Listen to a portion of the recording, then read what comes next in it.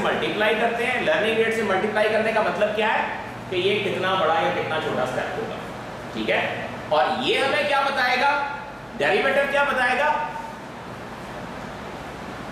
Derivative हमें बताएगा सिमन, right. Derivative हमें बताएगा सिमन। आपने डेरिवेटिव के बारे में मुख्तलिफ बातें पढ़ी या सुनी होंगी। मिसाल के तौर पे एक बात आप डेरिवेटिव के बारे में सुनते हैं, it is the rate of change of a function with respect to some variable, right. एक और चीज आप इसके बारे में पढ़ते हैं कि अगर आप इसको विजुअली देखें तो it is tangent to a line, tangent to a point, ठीक है।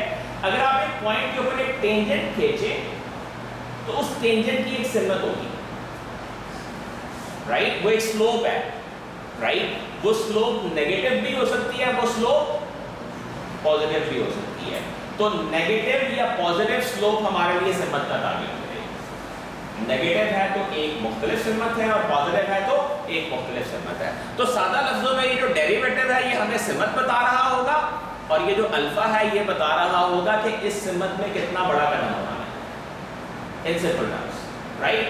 तो आप W की वैल्यू को अपडेट करेंगे और B की वैल्यू को भी अपडेट करेंगे। B कैसे अपडेट होगा कि B की पुरानी वैल्यू लें, उसमें से माइनस कर दें alpha into derivative of the cost function with respect to B। तो W के केस में derivative of the cost function with respect to W और B के केस में derivative of the cost function with respect to B।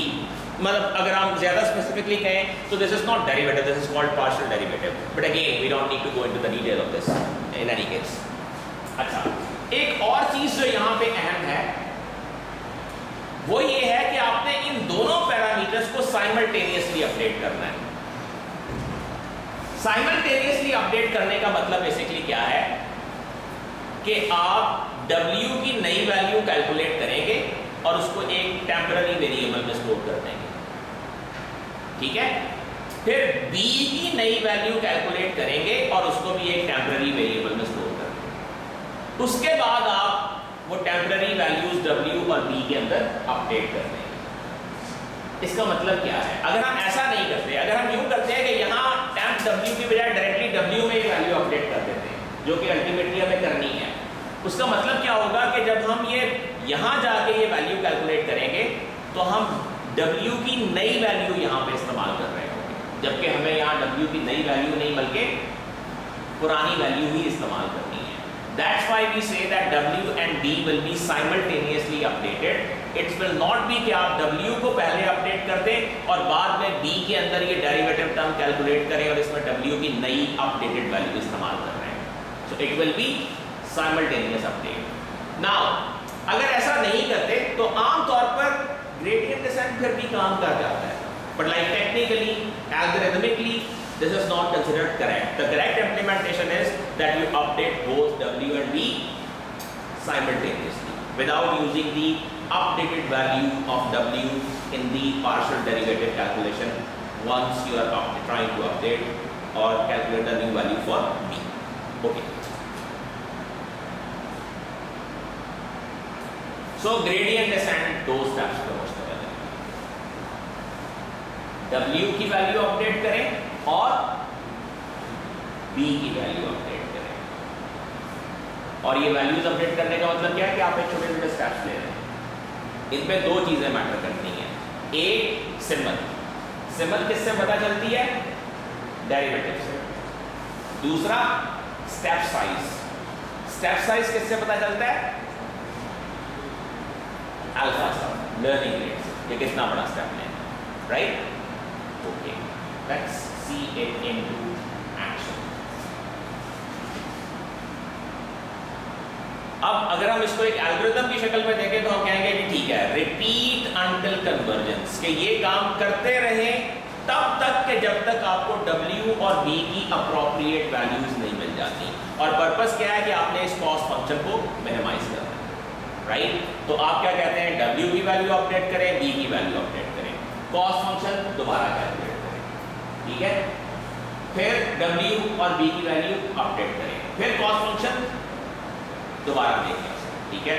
फिर W और B की value update करें, ठीक है। और ये प्रोसेस चलता रहेगा रुकेगा कब, अभी हम इसका स्टॉप पॉइंट तलाश कर लेते हैं, right. We will soon find out कि हमारा एक, अगर हम डेरिवेटिव्स की टर्म में देखें तो आप जानते हैं कि अगर आप एक कर्व के ऊपर टेंजेंट ड्रॉ करते हैं तो स्लोप ज्यादा होती है। अगर आप एक फ्लैट सरफेस के ऊपर आके टेंजेंट ड्रॉ करें तो उसकी स्लोप जीरो हो जाएगी, राइट। यानी अगर आप कर्व के ऊपर हैं तो स्लोप ज्यादा है, फ्लैट लाइन है तो स्लोप जीरो है। आप यूं समझे सादा लफ्जों में, जब आपका फंक्शन फ्लैट हो जाएगा, स्लोप जीरो हो जाएगी, तो इसका मतलब क्या है कि आपके पैरामीटर्स में कोई तब्दीली नहीं आ रही होगी और तब आपका प्रोसेस भी रुक जाएगा। That's like this.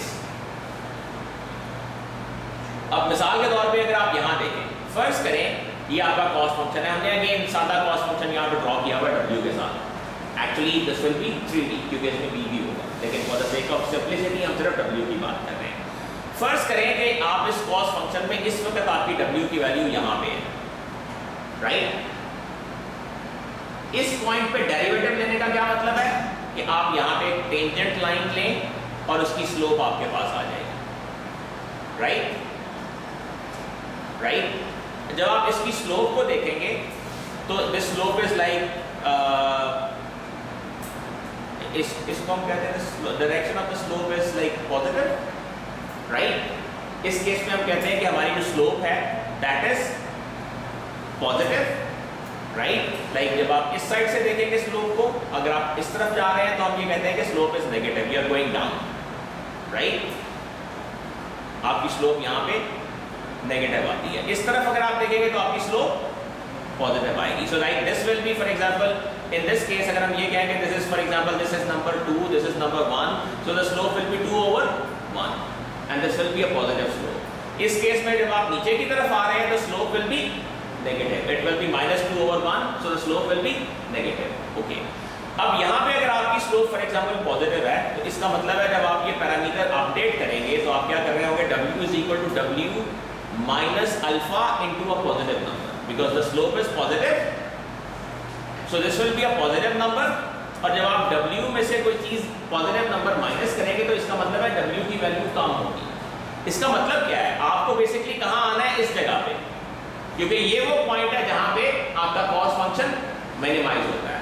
अगर आपकी w की वैल्यू इस साइड पे है तो जाहिर है आपकी सिमत क्या होनी चाहिए, ये वाली, राइट। आपको टुवर्ड्स लेफ्ट आना है, राइट। सो डेरिवेटिव आपको यहाँ पे आपकी सिमत बता रहा होगा कि आपको किस तरफ जाना है।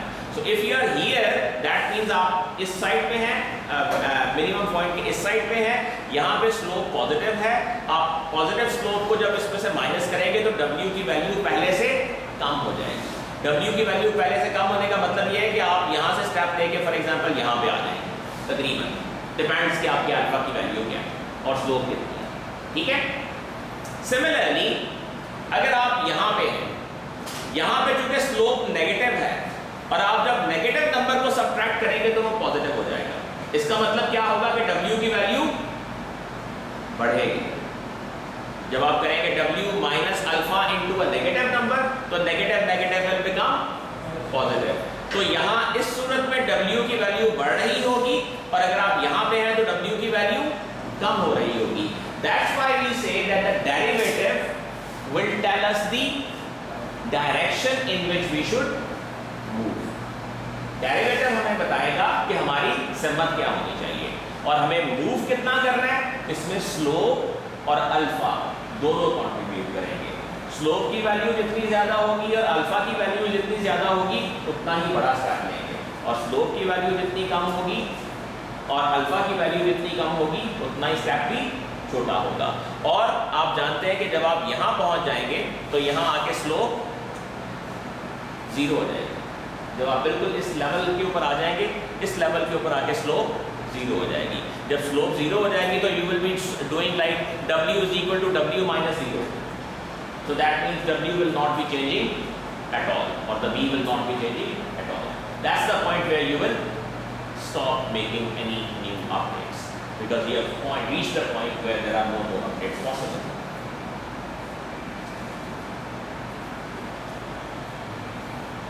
अब यहाँ एक क्रिटिकल फैक्टर है लर्निंग रेट। लर्निंग रेट की वैल्यू क्या होनी चाहिए? जनरली लर्निंग रेट की वैल्यू अगर हम बहुत थोड़ी रखते हैं तो क्या इम्पैक्ट होगा कि स्टेप बहुत छोटे ले रहे होंगे। अगर हम मिसाल के तौर पर लर्निंग रेट की वैल्यू 0.1 रख रहे हैं तो जो काम हम एक स्टेप में करते हैं वो 10 स्टेप्स में कर रहे होंगे, राइट? और अगर हम लर्निंग रेट की वैल्यू रखते हैं 0.01 तो जो काम हम एक स्टेप में करते हैं वो 100 स्टेप्स में कर रहे होंगे, ठीक है? इसका मतलब यह है कि अगर हम लर्निंग रेट कम रखते हैं तो हमारी लर्निंग स्लो होगी। हमें एक काम करने के लिए बहुत ज़्यादा स्टेप लेने पड़ेंगे, ठीक है? इट्स लाइक दिस कि छोटा छोटा लर्निंग रेट आप छोटे छोटे बेबी स्टेप्स लेके यहाँ तक आ रहे हैं। ऑन द कॉन्ट्ररी अगर हम लर्निंग रेट बड़ा रखते हैं तो क्या होगा? We will be taking big steps. अब फॉर एग्जाम्पल आप यहाँ पे थे, यहाँ से जब आपने एक स्टेप लिया, अब यहाँ आपको छोटा स्टेप चाहिए था यहाँ तक जाने के लिए, लेकिन चूंकि लर्निंग रेट ज़्यादा था आपने एक बड़ा स्टेप लिया और आप जंप करके दूसरी साइड में चले गए। यहाँ जाके आपको पता चला नहीं कॉस्ट फंक्शन कम होने की वजह यहाँ तो बढ़ गया, राइट? आपने यहाँ से दोबारा एक स्टेप लिया, आपको स्लोप अगर ज़्यादा मिली यहाँ पे, यहाँ आ गए। यहाँ से दोबारा आपने एक बड़ा स्टेप लिया बिकॉज स्लोप भी बढ़ गई, लर्निंग रेट तो आपका जो है वो कांस्टेंट ही है, तो आपका स्टेप बढ़ने की बजाय कम होने की बजाय बड़ा होता जा रहा है, राइट? सो अगर आप लर्निंग रेट बहुत कम रखते हैं तो आपका एल्गोरिथम स्लो परफॉर्म करता है, लेकिन उसमें डिविएट करने के या वेवर्ड होने के या गलत रिजल्ट देने के काम कम होते हैं। और अगर आप लर्निंग रेट ज़्यादा रखते हैं तो एल्गोरिथम काम तो तेज करता है, लेकिन उसमें इस बात का इम्कान जरूर मौजूद होता है कि वो अपने रिजल्ट तक पहुंच ही ना पाए, बल्कि डैंगलिंग क्रॉस स्पेस के अंदर ही चलता रहे। तो आमतौर पे लर्निंग रेट बहुत बड़ा नहीं रखा जाता, राइट? और दूसरी बात यह कि लर्निंग रेट की वैल्यू एम्पिरिकली यूज की जा सकती है। जब आप किसी पर्टिकुलर केस के अंदर ट्रेनिंग कर रहे होते हैं तो आप लर्निंग रेट की मुख्तलिफ वैल्यूज रख के देखते हैं कि आपके डेटा के ऊपर कौन सा लर्निंग रेट बेहतर परफॉर्म कर रहा है, राइट? सो समटाइम्स लाइक आप लर्निंग रेट को बढ़ा सकते हैं once you are like fully understanding the problem and you're learning methodology that the process through which your algorithm is like doing everything, तो आपको ये अंदाजा हो जाता है कि कितना लर्निंग रेट आपके लिए appropriate है इसके अंदर। But in general too big or too small, we know the highs and lows of both of these, and that's the point where we said that once the slope becomes zero, once you're on the minimum, the slope will become zero, and that's the point where you need to stop. अब आपको मजीद आगे कुछ करने की जरूरत नहीं है। Okay. और एक और चीज कि जब आप दोनों को मिलाते हैं, जब आप लर्निंग रेट को और स्लोप को मिलाते हैं, अब देखें लर्निंग रेट हम एक करते हैं यूजुअली, जब आपका एल्गोरिथम एक लर्निंग साइकिल से गुजर रहा है तो लर्निंग रेट आपने एक तय कर दिया, वो लर्निंग रेट आप चेंज नहीं करते। होता क्या है, यहाँ स्लोप ज़्यादा है तो स्टेप बड़ा आ रहा है, जैसे जैसे आप नीचे आएंगे स्लोप कम होती जाएगी। स्लोप कम होने का मतलब ये है कि डेरिवेटिव की वैल्यू छोटी होती जाएगी, तो छोटी वैल्यू जब आपके लर्निंग रेट से मल्टीप्लाई होगी तो आपके स्टेप का साइज भी ऑटोमेटिकली छोटा हो जाएगा। सो दैट मीन्स कि जैसे ही आप मिनिमम की तरफ मूव करने लगेंगे आपके स्टेप का साइज ऑटोमेटिकली छोटा हो जाएगा, and that will make it more convenient for your algorithm to converge and reach the minimum, right? So learning rate and gradient both play a vital role in the way your algorithm behaves.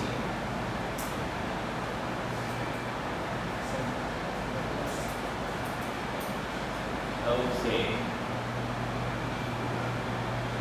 So you are feeling overdosed? Yes. Really?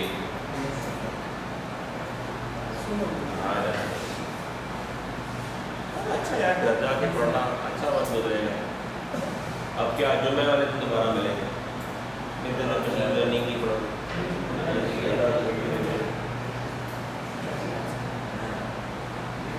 इंशाल्लाह दुआ करेंगे, कैसे करेंगे, दुआएं भी करेंगे, दवाएं भी करेंगे।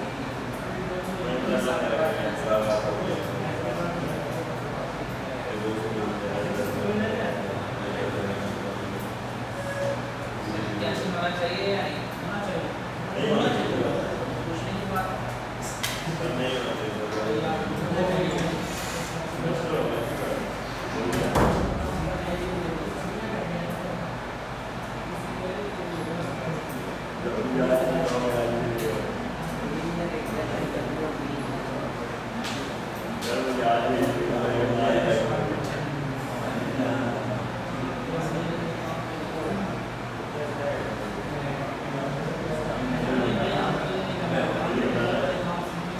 ओके, यहाँ बेसिकली हमने जो हमारा कॉस्ट फंक्शन है उसका डेरिवेटिव यहाँ पे दिखाया हुआ हमने। This is our cost function. ये कॉस्ट फंक्शन सबको समझ आ गया? This is your prediction and this is your actual level. You are taking the difference and the square and summing it up and taking the average. जब आप इसका derivative लेते हैं विद रिस्पेक्ट टू W, तो अगर आप देखें तो ये वही टर्म दोबारा आ गई, इसके साथ लग गया x, right? Because that square basically turned out to be like, वो जो स्क्वायर था 2 को कोफिशिएंट बन गया और वो 2 के साथ कैंसिल हो गया। ये जो 2 हमने शुरू में रखा था, जिसके बारे में हमने कहा था कि बाद में हमारे काम आएगा, इट्स सिंपली इसके ये जो स्क्वायर था जब ये कोफिशिएंट बना तो 2 के साथ कैंसिल हो गया, तो यहाँ x आ गया और बाकी 1/m आ गया। और इसी का जब आप डेरिवेटिव लेते हैं विद रिस्पेक्ट टू b, तो ये वही टर्म दोबारा लिखती बगैर स्क्वायर के 2 के साथ कैंसिल हो गया और साथ आपको x नजर नहीं आ रहा, because in this case you are not taking the derivative with respect to w, it is just like b, right? And again as I said, once we know that this is the derivative of like our cost function with respect to w and this is the derivative of our cost function with respect to b, we don't really need to go any further in computing the derivatives. These are the only 2 derivatives that we needed, and we can simply put these formulas into Python to calculate the derivative for us, and that's it.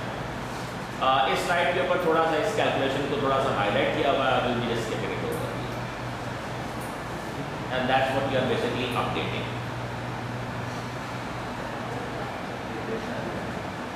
Now we will just simply see the trace of that. ये वही visualisation है जो हमने पहले भी देखी। मिसाल के तौर पे यहाँ पे देखें, ये जो डेटा है, इस केस में अगर हम मल्टीपल लाइक आइटरेशंस को देखें, तो फॉर एग्जांपल आपने W की वैल्यू अगर -0.1 पे की शुरू में, और जो आपका इंटरसेप्ट है उसको आपने 900 रखा, तो आपकी कॉस्ट यहाँ पे आ रही है, राइट? और ये आपको कंट्रोल प्लॉट के अंदर नजर आ रहा है कि आपको कहाँ पे जाना है अल्टीमेटली। तो अगर आप इसको विजुअली आहिस्ता आहिस्ता इंस्पेक्ट करते रहें, this is a little updated value for W and B, ठीक है?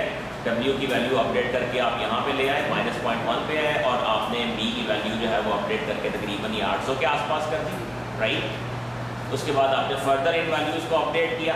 सो लाइक इट्स लाइक कि आपका जो ग्रेडियंट डिसेंट है वो आहिस्ता आहिस्ता W और B की वैल्यूज को अपडेट करता जा रहा है, राइट? तो जैसे आप वो बेबी स्टेप्स कॉस्ट फंक्शन के साथ शो कर रहे थे, यहाँ पे वही चीज़ें हम 3D के अंदर कंट्रोल प्लॉट के अंदर शो कर रहे हैं। तो iteratively it will be doing this, okay? Little more, आप देखें जैसे जैसे कॉस्ट कम होती जा रही है वैसे वैसे आपकी लाइन की शेप भी चेंज होती जा रही है। Ultimately it is getting more and more inclined towards the right kind of thing, right? So for example at this particular point, जब आप यहाँ पे आए हैं तो यहाँ पे आके आपने ये कहा कि okay, we have reached that point where we have reached our like best value. So whatever the value of W is suitable here, and whatever the value of like for example B is suitable here. तो ये यहाँ W और B की दोनों की values आपने pick कर ली. This is like around 0.1 and this is like around maybe 50 or so or whatever, right? So इस W और B के पेयर के लिए आपका cost function minimize हो जाता है, और मिनिमाइज हो जाएगा तो आपको वहाँ ऑटोमेटिकली ये पता चल जाएगा, क्योंकि आपका ग्रेडियंट 0 आने लग जाएगा, डेरिवेटिव 0 आने लग जाएगा, स्लोप 0 आने लग जाएगी। तो that means you will be stopping there because W और B की वैल्यूज पर मजीद अपडेट नहीं हो रही होगी। So that's where you will stop. ये जो ग्रेडियंट डिसेंट की अभी हमने एक एग्जाम्पल देखी है, इसको हम कहते हैं batch gradient descent, right? What batch gradient descent means कि अगर आपका एल्गोरिथम तमाम ट्रेनिंग डेटा को एक ही वक्त में इकट्ठे कंसिडर कर रहा है, इसको हम कहते हैं batch gradient descent। Gradient descents की ऐसी वेरिएशंस एग्जिस्ट करती हैं जो सारे ट्रेनिंग डेटा को एक वक्त में प्रोसेस नहीं करती बल्कि बैच लेके प्रोसेस करती हैं। आपने शायद पैंडास के अंदर भी देखा होगा कि जब आप डेटा को लोड करते हैं आप इसके अंदर बैच साइजेस को डिफाइन कर सकते हैं। Have you seen that option? Pandas के साथ batch size is something like that. So like that is basically because sometimes the data that you are giving to the learning algorithm is too big to be processed at all at one time. So जब आप batch size उसको देते हैं इसका मतलब ये होता है कि आप उसे ये कह रहे हैं कि सारा डेटा इकट्ठा प्रोसेस मत करो because it will become too hectic.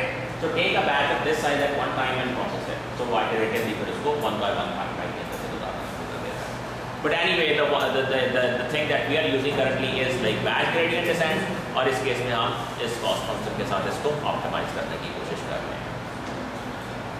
So like that's where we end the content of the week 1 of that course that we were talking about.